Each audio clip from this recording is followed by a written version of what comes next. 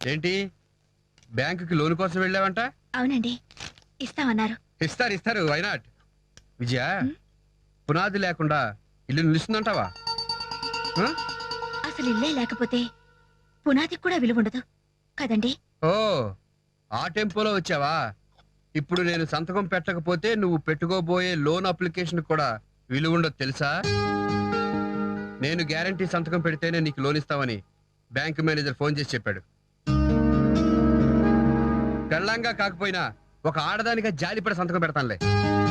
కానీ మన ఒప్పందం ప్రకారం నేను నీకు సంతకం చేస్తే నువ్వు ఓడిపోయినట్టు అవుతుంది.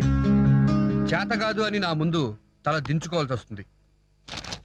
మీరు సంతకం పెట్టక్కర్లేదు. మీరు గ్యారంటీ సంతకం పెట్టాలని మేనేజర్ నాకు అక్కడే చెప్పుంటే ఈ ఫామ్స్ ఇక్కడి దాకా తెచ్చేదాన్నే కాదు. టెంపో తగ్గించు. మొగుడు గ్యారంటీ లేకపోతే ఏ బ్యాంకు పెళ్ళానికి అప్పు ఇవ్వదు.